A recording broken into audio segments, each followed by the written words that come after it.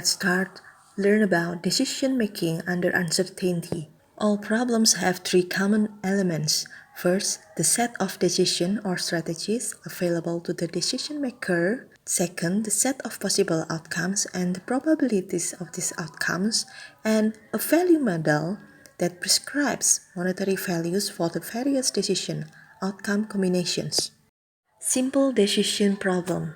Assume that a decision maker must choose among these decisions labeled D1, D2, and D3. Each of these decisions has three possible outcomes labeled O1, O2, and O3. This table shows that decision maker can play it safe by choosing decision D1. This provides a sure $10 payoff.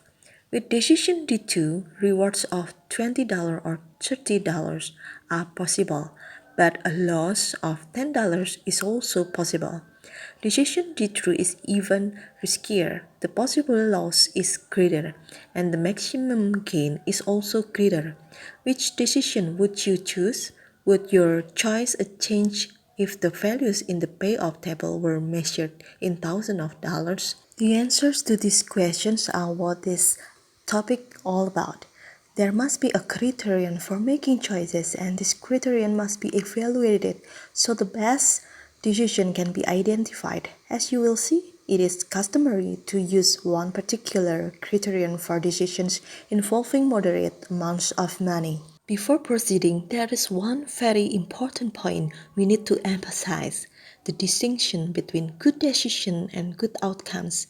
In any decision-making problem where there is uncertainty, the best decision can have less than great results. In short, you can be unlucky. Regardless of which decision you choose, you might get an outcome that in hindsight makes you wish you had made a different decision. Possible decision criteria. One possibility is to choose the decision that maximizes the worst payoff. This criterion, called the maximum criterion, is appropriate for a very conservative or pessimistic decision maker. The worst payoffs for these three decisions are the minimums in the three rows: 10, minus 10, and minus 30.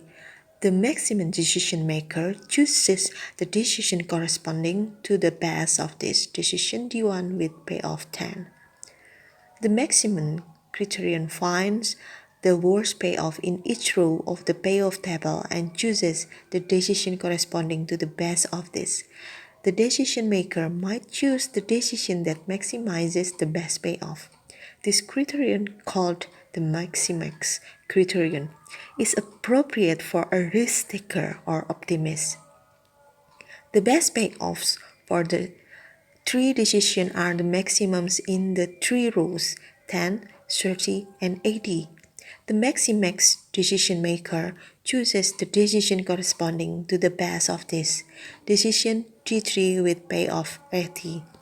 The Maximax criterion finds the best payoff in each row of the payoff table and chooses the decision corresponding to the best of this. Expected monetary value, a criterion that is generally regarded as the preferred criterion in most decision problems, is called the expected monetary value criterion, or EMV criterion. The expected monetary value, or EMV, for any decision is a weighted average of the possible payoffs for this decision, weighted by the probabilities of the outcomes.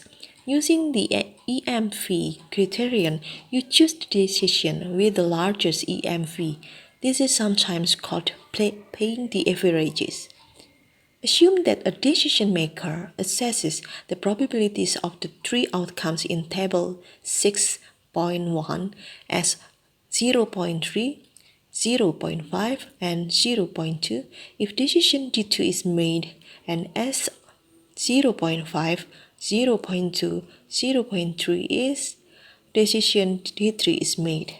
Then the EMV for each decision is the sum of products of payoffs and probabilities. The optimal decision is decision D3 because it has the largest EMV. Sensitivity analysis. It is important, especially in real world business problems, to accompany any decision analysis with a sensitivity analysis. Systematically vary inputs to the problem to see how or if the outputs, the EMVs, and the best decision change. Calculate the EMV in column F as a sum of products using the formula sum product C6, E6, C10, and E10 in cell F6 and copying it down. A link to the sure 1041 is entered in cell F5. Then it is easy to change any of the inputs and see whether the optimal decision continues to be G3. Decision trees, a graphical tool called a decision tree has been developed to represent decision problems. Decision trees can be used for any decision problems, but they are particularly useful for the more complex types. They clearly show the sequence of events, decisions, and outcomes, as well as probabilities and monetary values. Decision trees are composed of nodes, circles, squares, and triangles, and branches, lines. The nodes represent points in time. A decision node, as a square, represents a time when the decision maker makes a decision. A chance node, a circle, represents a time when the result of an uncertain outcome becomes known. An end node, a triangle, indicates that the problem is completed. All decisions have been made, all uncertainty has been resolved, and all payoffs and costs have been incurred. Time proceeds from left to right. Branches leading out of a decision node represent the possible decisions. The decision maker can choose the preferred branch. Probabilities are listed on changed branches. Monetary values are shown to the right of the end nodes. Risk profiles. In decision-making context, a spike chart where the spikes are located at the possible monetary values and the heights of the spikes correspond to the probabilities is called a risk profile. The risk profile for a decision is a spike chart that represents the probability distribution of monetary outcomes for this decision. The risk profile for decision D3 appears in figure.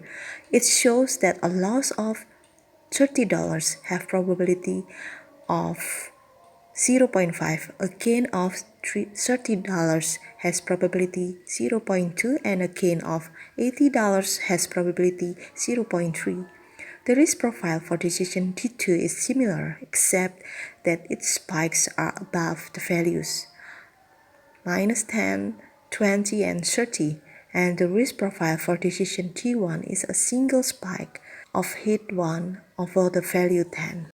Well, students, that's all for the topics of decision making under uncertainty. Thank you.